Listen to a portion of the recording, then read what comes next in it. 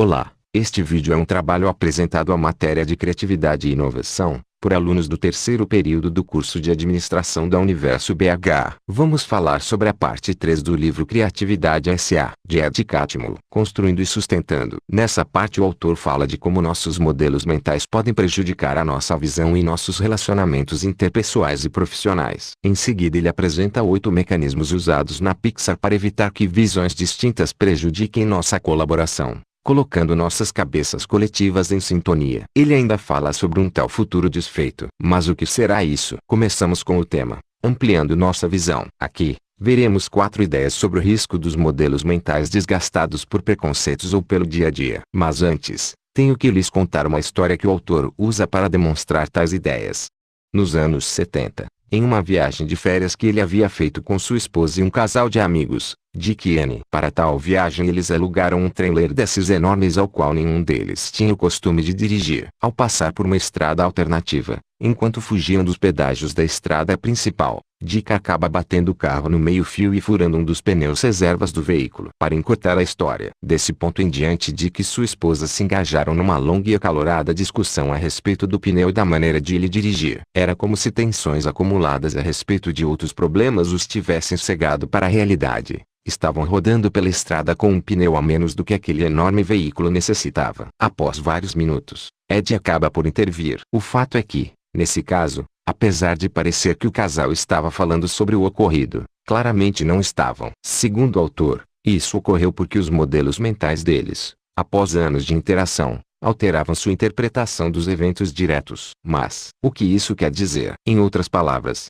a convivência dos dois, seus dilemas e desentendimentos, estava atrapalhando sua maneira de lidar com aquela situação. O autor conta essa história para demonstrar as suas ideias. A primeira, nossos modelos do mundo distorcem nossa visão e podem tornar difícil ver aquilo que está diante de nós. Ele usa o termo modelo de forma genérica, significando os preconceitos que desenvolvemos ao longo do tempo e usamos para avaliar o que vemos e ouvimos, assim como para raciocinar e prever, como um funcionário de uma empresa, já desgastado com a sua rotina e suas frustrações, pode não perceber que seu rendimento diminuiu ou que a solução do problema pode estar bem à sua frente. A segunda ideia é que normalmente não vemos o limite entre novas informações, que chegam de fora e nossos velhos e arraigados modelos mentais. Um exemplo seria uma situação em que um funcionário novo em uma empresa tenta compartilhar ideias com um colega e este não é receptivo, como se aquilo já fosse de seu conhecimento ou não fosse inovação alguma. A terceira é que, quando somos apanhados inadvertidamente em nossa interpretação,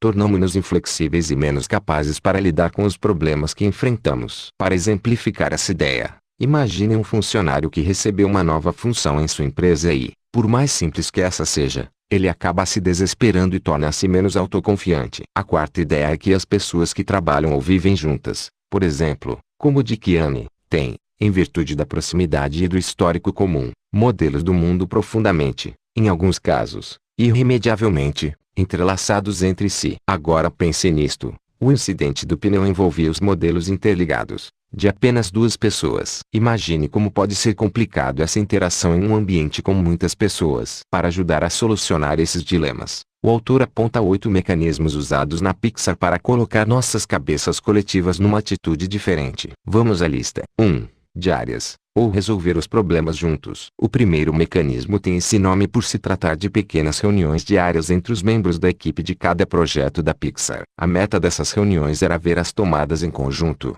e como elas estão se desenvolvendo. Porém, isso era feito na presença de um supervisor, do produtor do filme, do autor do enredo e de outros animadores. Por isso, os participantes precisam ser encorajados a deixar o ego do lado de fora, já que irão mostrar seus trabalhos incompletos. Essas reuniões diárias são parte da cultura da Pixar. Nelas, os diretores interagem com suas equipes, incentivando-os e sempre que alguém terminar uma apresentação, a sala explode em aplausos. Mas, não se trata apenas de estímulo.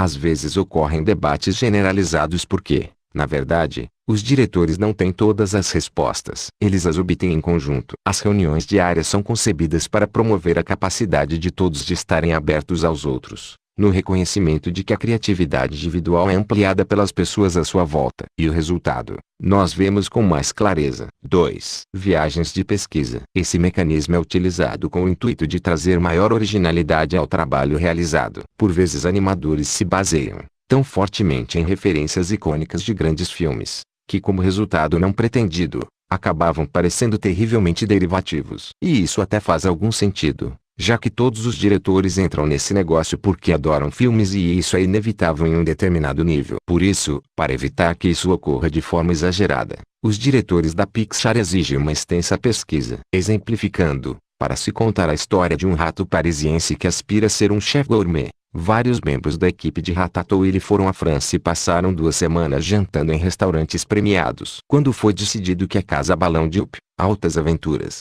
iria pousar em montanhas sul-americanas, um grupo de artistas foi enviado para ver de perto os tepuis, na Venezuela. E durante a produção de Procurando Nemo, muitos membros da equipe de Nemo conquistaram certificados de mergulhador. Essas experiências são mais que viagens ao campo ou diversões. No fim das contas, elas fazem parte da busca por autenticidade dos projetos e, também, ajudam a direcionar as visões dos membros da equipe em um mesmo foco. 3. O poder dos limites. Há um fenômeno que os produtores da Pixar chamam de centavo lindamente oculto. Ele se refere ao fato de que, às vezes, os artistas gastam tanto tempo e dedicação para criar detalhes, o mais perfeitos possíveis, e eles acabam tornando-se o equivalente de uma moeda de 1 centavo sobre o criado mudo que ninguém vê. Isso ocorre porque os padrões de excelência da Pixar são extremamente altos, levando-os a concluir que mais é sempre mais. Como então resolver isso sem dizer às pessoas que se preocupem menos ou que sejam menos excelentes? É claro que esses detalhes não são tão importantes a ponto de elas gastarem um tempo exagerado para atingi-los. E é claro que há limites para isso,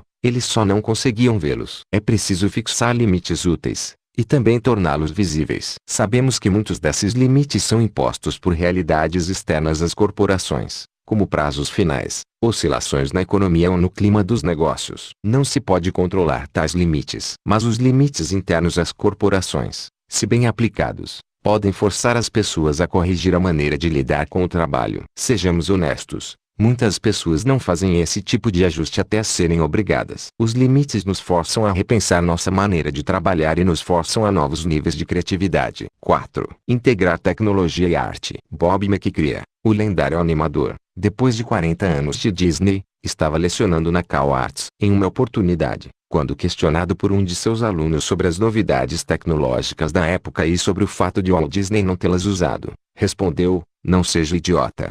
Se tivéssemos essas ferramentas na época, nós as teríamos usado."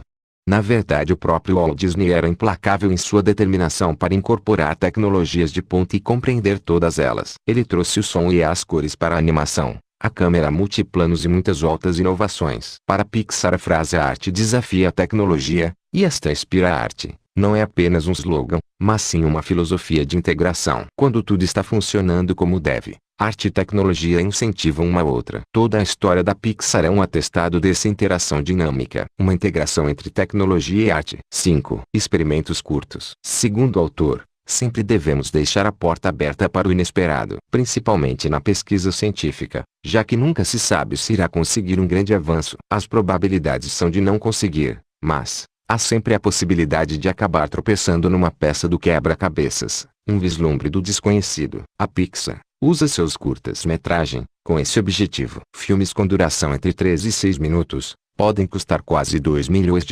cada. Claramente eles não produzem lucros para a empresa, o que poderia torná-los inviáveis. Mas eles esperavam que isso encorajasse a experimentação.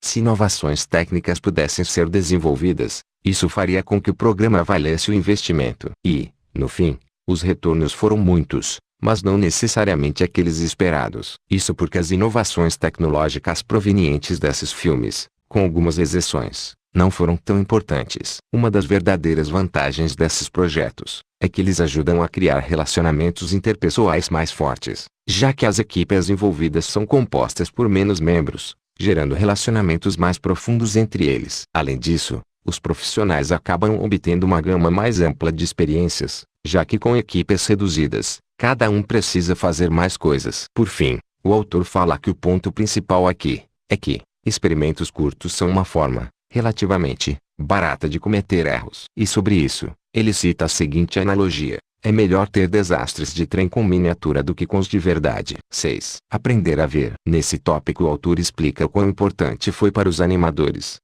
a introdução de cursos como os da Universidade Pixar, para moldar sua habilidade de enxergar melhor a realidade dos seus projetos. Não simplesmente observar um objeto, mas todo o contexto que o envolve. Isso não significa que os artistas, após terem aprendido a usar essas formas de ver, não vejam também aquilo que vemos. Eles veem, apenas veem mais, porque aprenderam como neutralizar a tendência de suas mentes de saltar para conclusões. Eles adicionaram alguns talentos de observação aos seus instrumentos. O autor menciona isso para nos ensinar que é possível, com prática, ensinar nossos cérebros a observar algo claramente, sem permitir a interferência dos nossos preconceitos. É um fato da vida, apesar de confuso, que o ato de focalizar um objeto pode torná-lo mais difícil de ver. A meta é aprender a suspender temporariamente os hábitos e impulsos que obscurecem sua visão. A verdadeira questão é que você pode aprender a deixar preconceitos de lado. Por exemplo, ao observar uma cadeira, um artista deve tentar desenhar o contexto observado e não a cadeira em si. Enxergar além da cadeira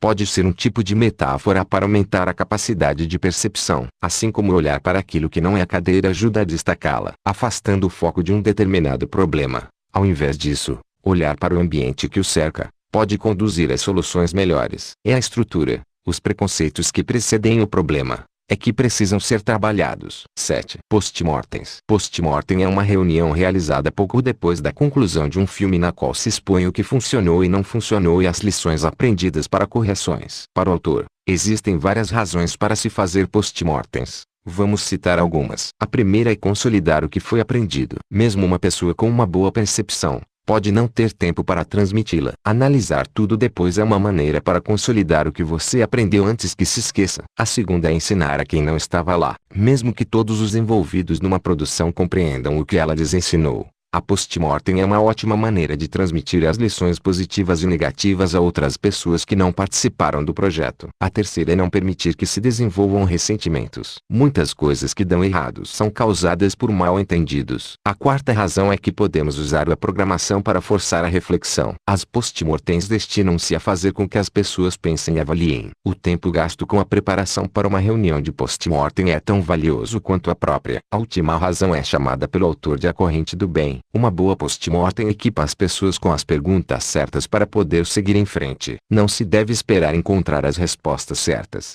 mas se conseguirmos fazer com que as pessoas formulem as perguntas certas, estaremos à frente dos problemas. 8. Continuar a aprender. Aqui, o autor fecha a lista falando da fundação da Universidade Pixar e sobre como ela foi importante. No começo o principal benefício foi unir em sala de aula funcionários de diferentes níveis hierárquicos e sujeitá-los aos mesmos desafios gerando uma interação social em prol dos objetivos. Porém, a melhoria no relacionamento interpessoal não foi o ponto principal. Também, não era o objetivo principal transformar animadores em programadores de computador ou artistas plásticos, mas sim, como é importante para todos continuar a aprender coisas novas. Essa também é uma parte vital de se permanecer flexível. Manter nossos cérebros ágeis, forçando-nos a tentar coisas que não tentamos antes. O autor explica que em algum momento deixamos de ser aquela criança curiosa e nos tornamos um adulto que tem medo de surpresas, tem todas as respostas e quer controlar todos os resultados. Ele conta que em uma visita à escola da filha, ele andava pelos corredores olhando as pinturas nas paredes, feitas por crianças de várias idades. Ele notara que os desenhos dos alunos mais velhos iam ficando cada vez mais sérios e menos criativos. Percebeu então que com o passar do tempo as crianças estavam se tornando mais autocríticos e vacilantes. Eles provavelmente pensavam no que os outros iriam achar. O temor do julgamento estava prejudicando a criatividade. Então, se já é assim na infância, pense um pouco sobre como é difícil neutralizar aquele crítico interior na vida adulta e retornar um lugar de abertura. Geralmente, quando uma empresa começa a ter sucesso, seus líderes deixam de lado a mentalidade de criadores, porque pensam que descobriram tudo o que fazer. Recusando a mente de principiante, você torna-se mais propenso a se repetir do que a criar algo de novo. Para finalizar, vamos explicar o que seria o tal futuro desfeito, da forma mais clara possível. Não se trata de antever como será nosso futuro, pois este simplesmente ainda não existe. Embora imaginemos qual poderá ser ele, precisamos nos basear em nossos princípios, nossas intenções e nossas metas, e não em sermos capazes de ver aquilo que virá antes que ele aconteça. A melhor maneira de prever o futuro é inventá-lo. Mas como criar o futuro ainda não feito? O autor acredita que tudo que podemos fazer é promover as condições ótimas nas quais qualquer que esse futuro seja, possa emergir e florescer. O que precisamos entender, no final, é que são os modelos em nossas cabeças que nos incentivam enquanto tateamos no escuro. Além disso, nos capacitam a fazer o difícil trabalho de navegar pelo desconhecido. Aqui termina a nossa jornada. Muito obrigado pela sua atenção e até a próxima.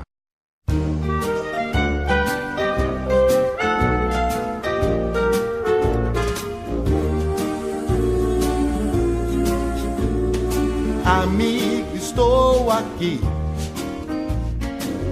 Amigo, estou aqui. Se a fase